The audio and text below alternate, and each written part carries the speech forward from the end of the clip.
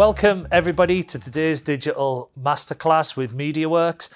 Today we're going to be talking about the PPC Playbook, so mastering trends and overcoming obstacles within primarily paid search, but generally across PPC. My name's David Norris, I'm the Group Operations Director here at Mediaworks, and I'll be hosting today's Masterclass. And I've got my colleagues from the PPC team with me. So Carl, would you like to introduce yourself? Hi, Carl Ferguson, the paid media manager here at Mediaworks. Fantastic. And Claudia? Hi, I'm Claudia. I'm a senior paid media executive on the paid search and shopping team. Fantastic. So I want us to dive straight in. So we're going to dive straight into it in terms of what are the most pressing challenges in PPC advertising that we're facing today? I think generally it's the changes in privacy regulations. So we're getting less and less data. We're getting access to less insights, less visibility. Some examples of that is specifically on paid search. We can see less search terms, so we have less idea of where our ads are even serving.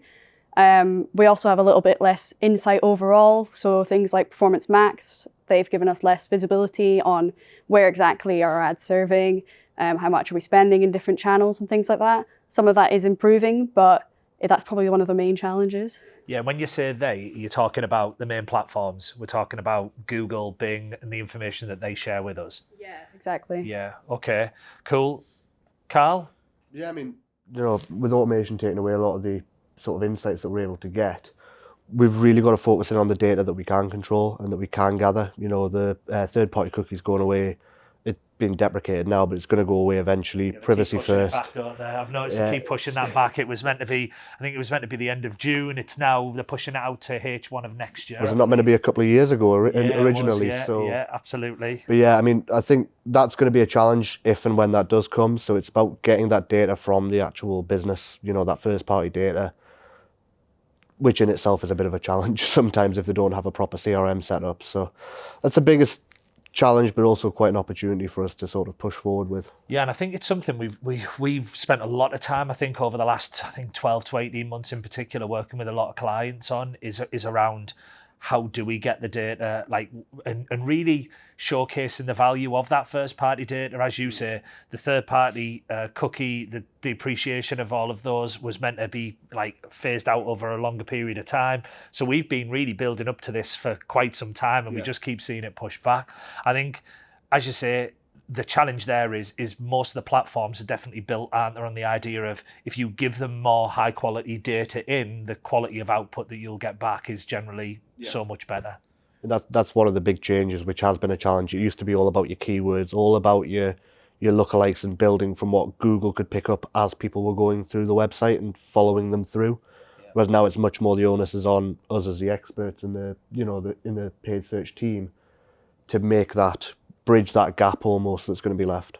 So with the challenge then around things like automation, AI, changes, adaptations to certain bidding algorithms, etc., that we're seeing within the systems, I guess, or the platforms, I guess, sort of, what are the sort of tactics that we adopt in terms of driving that effectiveness? Yeah, it's a good question. I mean, it depends what you're trying to do. If you're going after sales, you're not going to go down the same route as you would with the lead generation. The tactics that you want to put in is you want to start building your own customer bases, customer lists. You want your high value customers, your low values, your lapsed customers.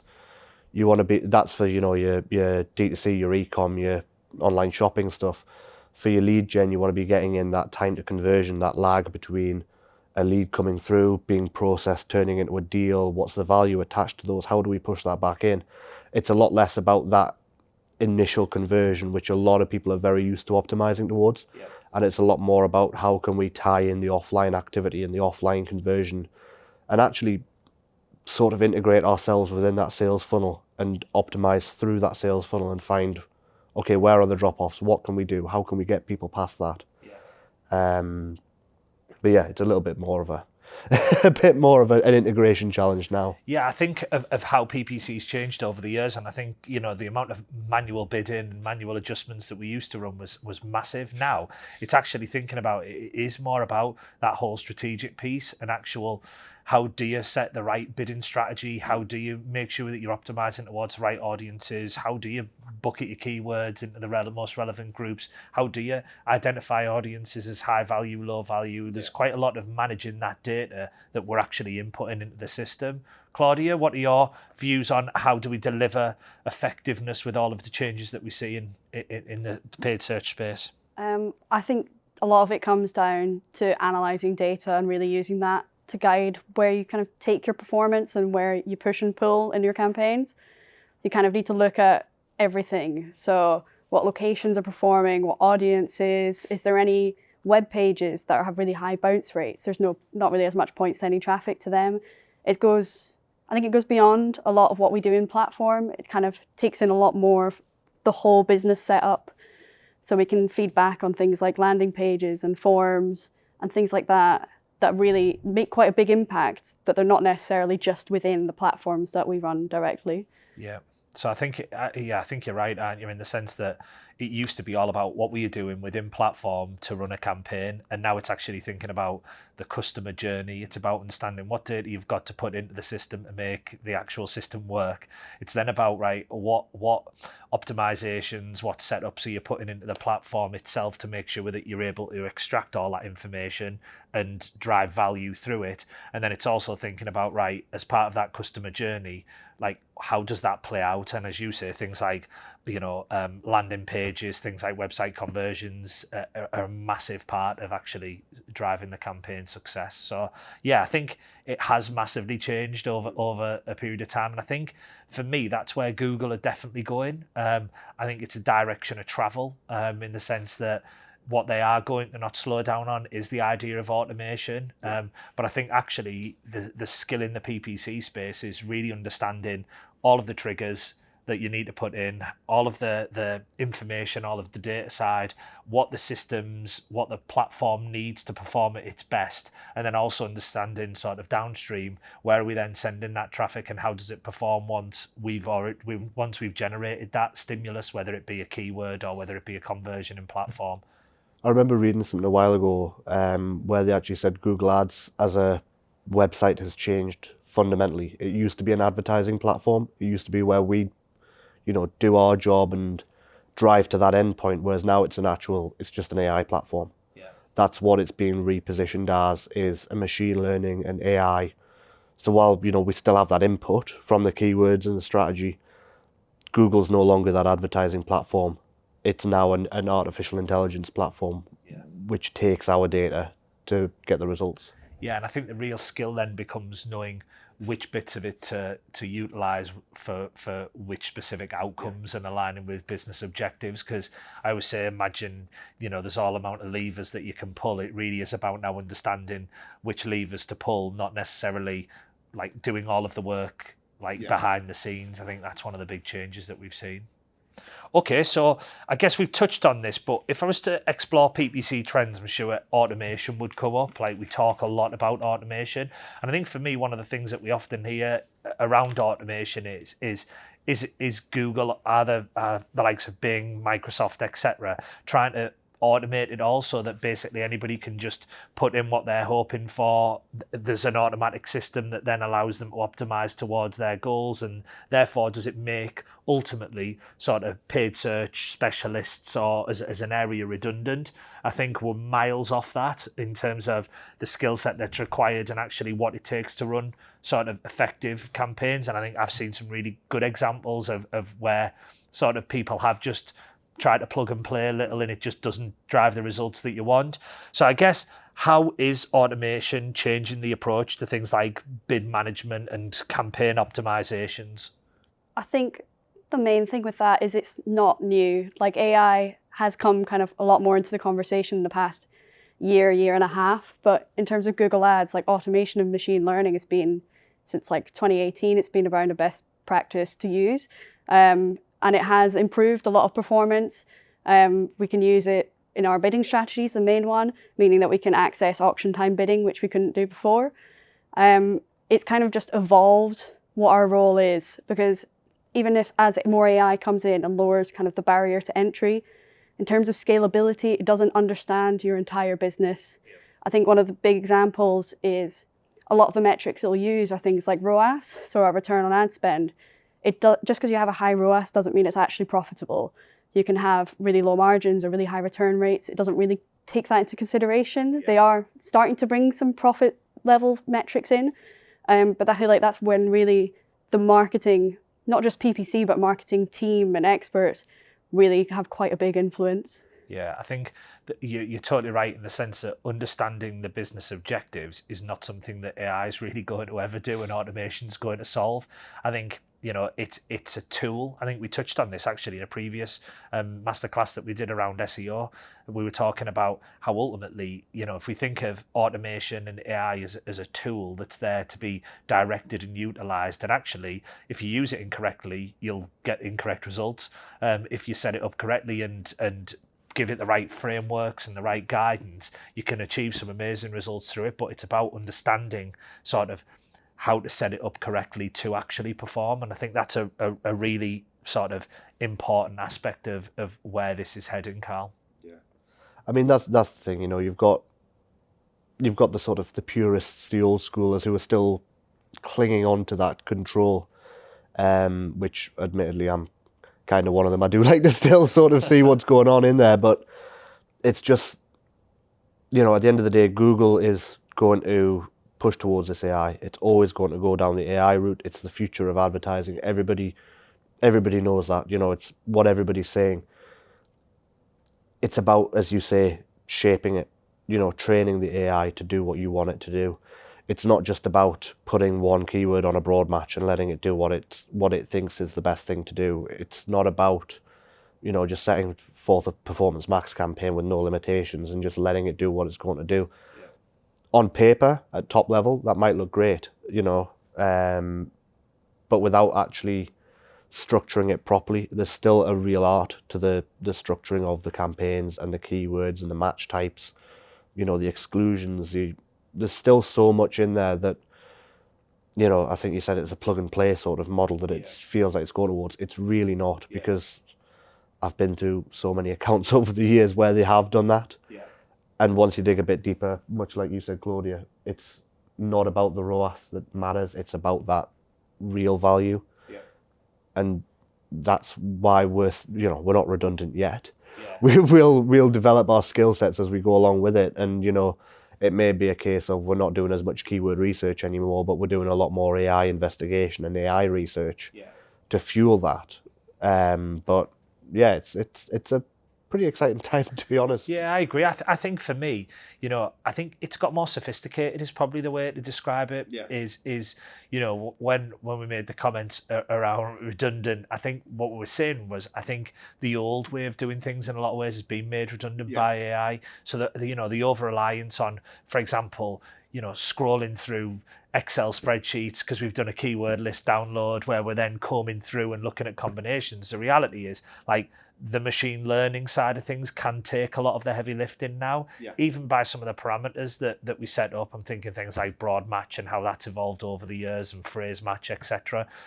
But again, there's still an art to reviewing all of that. It's not just a case of, we'll set up broad match and away it goes, because what you'll find is you'll end up with quite a spurious sort of campaign that's pulling in all sorts of results that actually might drive conversions in platform, but actually are the right conversions for the business. And I think that's where it has just become more sophisticated. It's about thinking things through at a more advanced level than, if I go back 10 years, that wasn't probably the case. It was about understanding your keyword list, negative keywords, proactively managing your keywords, getting them into a campaign, and away you went, and you spent 60-70% of your time managing keywords. That isn't the case now. It's about understanding, right, have we got this all set up for success? Have we got the structure in place? Are we pulling all the right levers? I guess would be the point.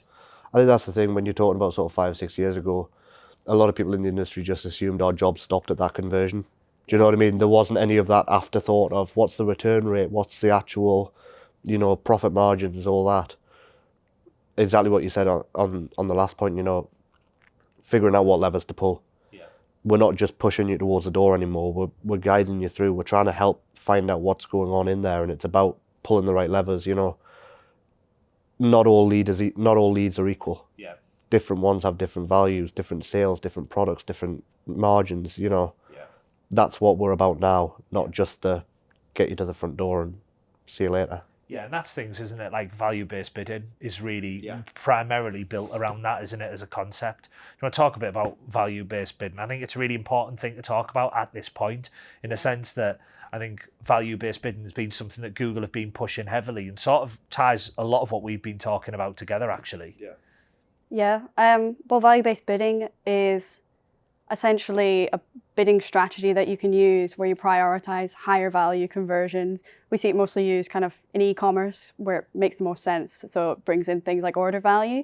You can also use it in like a lead gen setting. And it's kind of the most sophisticated the bidding strategy has got so far. It may change and may improve, especially as in kind of the recent Google Marketing Live, they did announce that they'd be starting to bring in things like profit margin. So I imagine that in the future, probably will become a factor. It's something that has got quite smart over the years, and generally, I would say it works quite well. It is where our role comes in to really kind of look at how well that is performing. So again, as I say, it might have like a really high ROAS, but if you look at it, that could just be on one product, for example. They might have loads of stock of a different product and it's just not serving. It could, if you just look at top line metrics, it can hide a lot underneath it.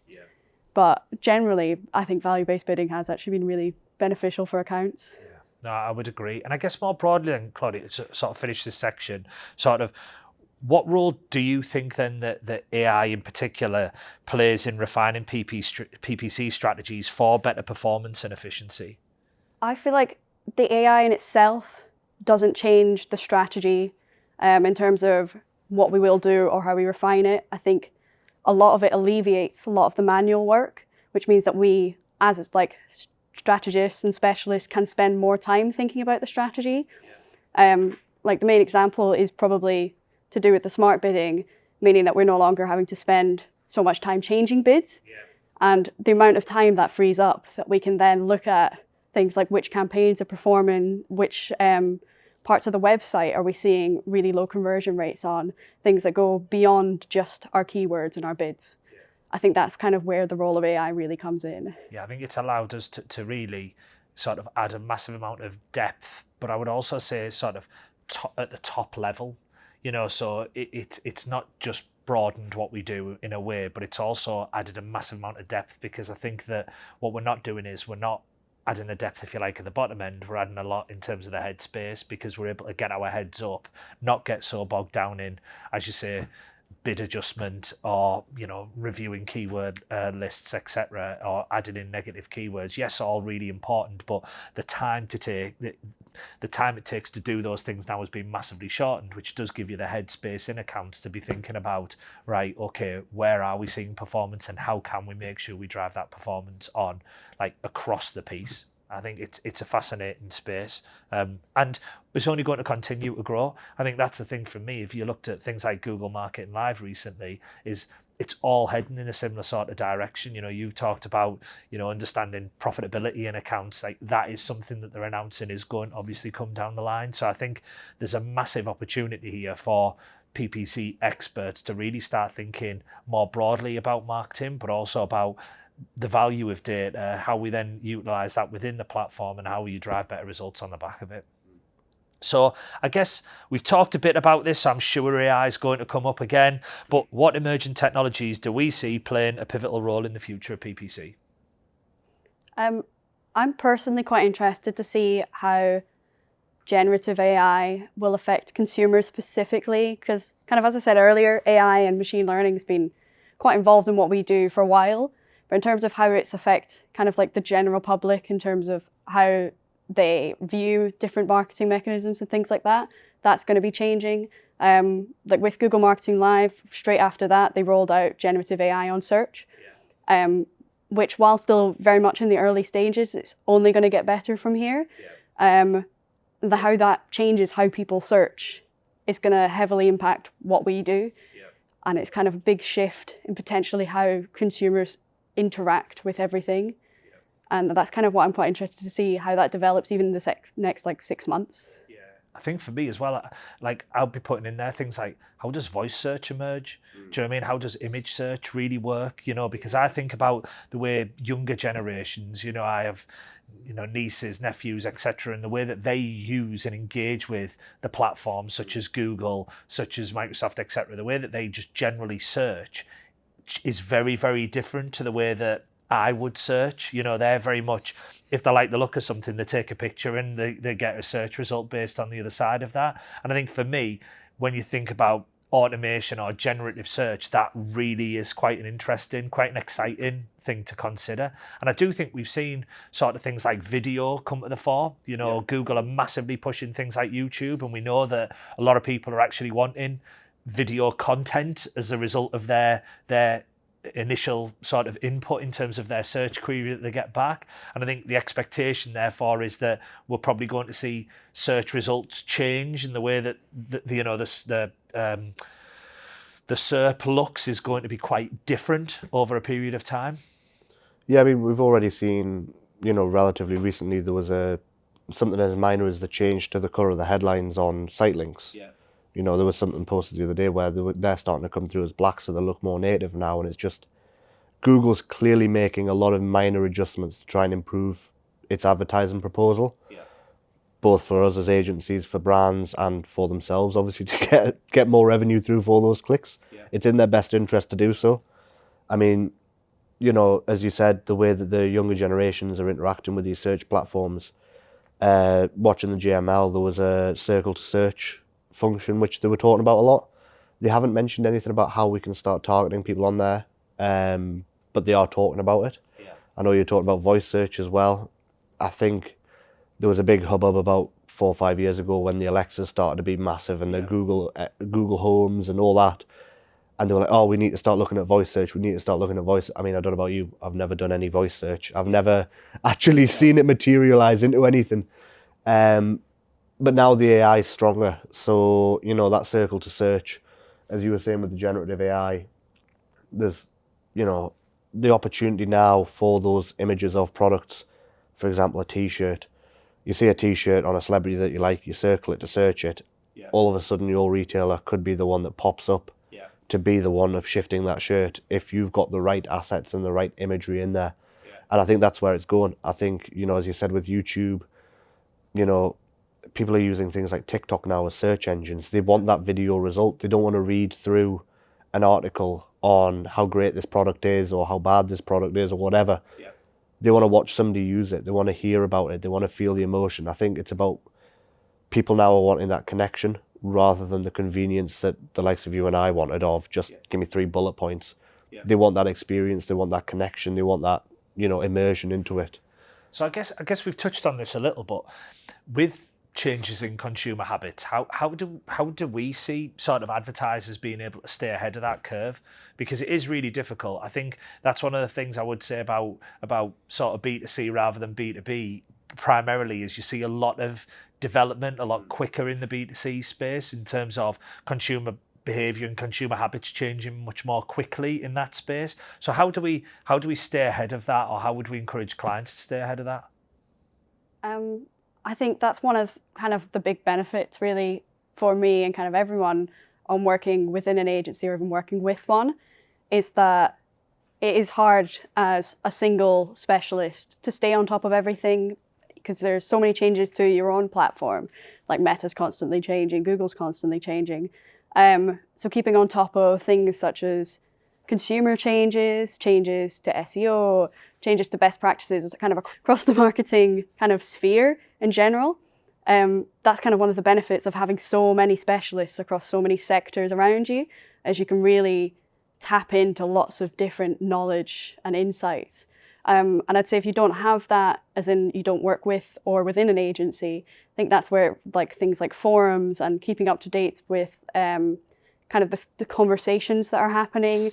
LinkedIn's obviously quite a primary resource for that, but there's things like Marketing Week. There's lots of online websites that kind of keep you up to date with news or kind of across the marketing area. It's just kind of constantly just keeping one leg in, just keeping an eye on what's going on, because all of it's relevant to you, even if you don't necessarily have to apply it straight away. Yep. I think it is, isn't it? It's going to be about understanding the role of search, I think, and how it does integrate with all of the other channels that exist out there. So I guess this always becomes a really a popular aspect of what we do is the practical insights section. So we talk about and I'll come to you, Claudia, first, around, can you share some actionable tips for somebody listening, watching this session, who might be looking to improve their PPC campaign return on investment? I'd say look at everything, look at all of your data, look at what's performing and what isn't, and try and work out why that is. I'd also say look beyond just your campaign. Sometimes you've done everything you can within the platform, and where the improvements and the growth is going to come from is off the platform. So such as your offer, if your offer is not good enough in itself, then you're going to struggle to convert. If your website's loading really slowly, people are just going to bounce straight off it. Yeah, I think a big one that we had previously was we were driving really relevant traffic to a D2C brand that we were working with, and one of the challenges that they were having is they were appearing in the shopping result, but actually all of their competitors were next day delivery, and they weren't able to offer things like next day delivery. And actually in that space for that product, it is a very impulse sort of buy, where it's like, if you need it quickly. It's not something that you sat thinking, oh, I can afford to wait 4 or 5 days for. And I think totally it is about looking across the offering, and like you say, everything within a campaign. I do think it's getting that head up and thinking about having a really structured approach for me in terms of, right, where are you starting when you're looking at your campaign? Like, at what point is it the fact that you're thinking about the structure of your campaigns? Is it you're looking at bidding strategies? Is it that you're looking at what data you've got? Is it that you're looking at landing pages? I think it's about having a really clear checklist in your mind. I mean, when we audit accounts, we have a 20+ point audit that we do, an in-depth audit. But I think for me, it's about really understanding, sort of having a clear structure in your mind about, right, where do you start and what things do you look at? Carl, for yourself? Yeah, I mean, for me, I've done more, e-com work more recently. Been really getting my head under the hood of that, looking at Performance Max capabilities. And what I'm going to say is not going to go with Google's best practice at all. Right, okay. But it's about segmentation. For me, it's fully about breaking it apart, breaking it down. I've always used it. I've always said, you've got product ranges. If you were to take like a fashion retailer, that would go from socks to t-shirts to hoodies to jackets to bags to whatever. The same person is not going to want to buy a pair of socks and a suitcase and a hat all at the same time. You want to try and segment it and capture exactly what those people are doing at that moment. Yeah. By putting those, product categories in, those product types in, by segmenting it further.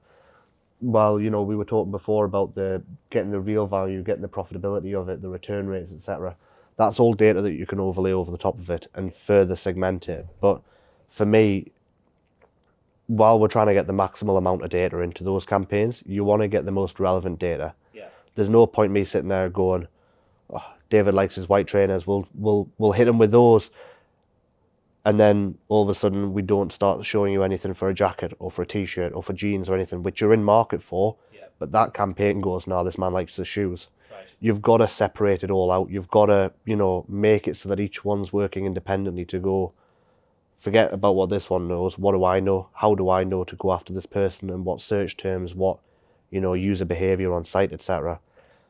I'm very much into that side of things. Yeah, I think for me it was one of the fallacies almost of Performance Max. It was almost meant to be a catch-all solution. Yeah. It was meant to be right, we're going to set up and we're going to set it up with this goal, and therefore the system's going to be sophisticated enough to start delineating between audiences. Yeah. And actually, what you'll find is, generally I think we found is PMax set up really broadly is actually more akin to display setup really broadly, in the sense that it's going to get you in front of a lot of people, but actually the relevance of performance might be lost somewhat. And I think that's where the segmentation piece, for example, plays a massive role, doesn't it? In terms of, like, when we think about PMax, it has to be set up, and I keep going back to, within particular parameters to perform. Yeah. If you don't set it up within those particular parameters, it can get very out of hand, I think, very quickly. Yeah, it's too easy to let that display side of it run away, especially, you know, if you're not in an e-com sphere and you're in that lead gen and you've got those display assets in there, you know, you need some sort of script to let you know when it starts swaying away from the path that you want it to go down. I've seen it too many times before where all of a sudden the traffic goes through the roof, the cost decreases, you're sitting there going, what on earth's going on? It's all just shifted to display, and guess what? All those leads, they're not worth anything. Or they're not worth the same as what you would have got spending the same amount through a search channel. Following on from a comment we touched on earlier, and I think it's really important, is I think I see a lot of paid search sort of masterclasses, podcasts, webinars out there that focus purely on paid search. And actually, I think it's one of the biggest missed opportunities in terms of how it actually integrates with other channels. And I think it's one of the things that increasingly what you're hearing from various channels is it's a full funnel solution. Do you know what I mean? Like, it seems to be one of the things that we hear quite a lot. So do you want to talk about what strategies we'd recommend for integrating PPC with other digital marketing efforts to create like a cohesive online presence? Yeah, I mean, you know, as far as the paid search channel goes, a lot of people see it as just that end point. You know, it's that short-term quick wins to really devalue what we do, shoot the fish that are already in the barrel. You've got to get that integration all the way through. You've got to use your data management platforms if you're using any sort of upper funnel activity. You've got to be able to tie it through. You've got to have that brand messaging consistent. There's no point having an upper funnel messaging talking about the value of the product and the great value to then move down to quality, to then move down, you know, if I've bought into your brand because I think it's good value, that's what I need to keep seeing and keep hearing about. Maybe a little bit about quality, but that's, you know, those messaging streams need to remain consistent the whole way through. It's not just for the smoothness, but it's to actually build that presence, build that awareness, build that retention of, I like that brand for this reason. Not for, oh, I've heard of them, aren't they the this, that, or the other? You know, on the other hand side of things, you've got the organic side, the organic search, how we integrate that with paid search varies massively, whether it's the optimizations on sites to make sure we're ranking for the right keywords, whether it's making sure the keywords that we're going after in paid and organic differ enough while remaining similar enough. You know, there's a lot of people out there who would argue that having a brand keyword appearing in position 1 to then have number 1 ranked organically is a waste of money. I'm not really of that discipline, but there are people who would argue that. Cannibalization, aren't we? The old debate about would they convert anywhere through organic. And I think that's a really interesting point, because I think, again, sort of how the search results are presented has changed significantly now. And I read a study recently that said they'd done a study in the States around the fact that 40% of people didn't recognize the difference between an organic search result and a paid search result. And I think that what we are seeing probably in platform is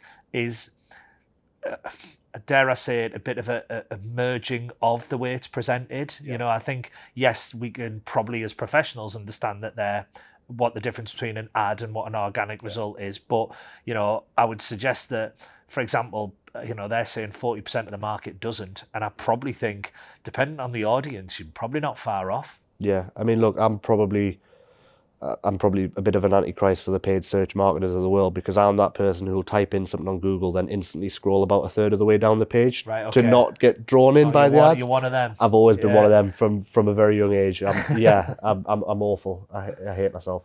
But I've noticed as well, Google has started moving those paid ads down to catch people like me. They've actually done enough research to find that. So is it worth being ranking organically and paid in position 1? Probably, because if you scroll past that organic listing, you're going to be hit with the ads. And if you've got your competitor there, you're going to lose that. If you're at the top and you're scrolling past, then you're at the top again. You know, it's about trying to find that balance. There's obviously tests we can do to run and make sure it works, but it's all about that. And then, just, you know, above the line, you've got your paid socials where you've got your audience builds, you've got your retargetings, all that.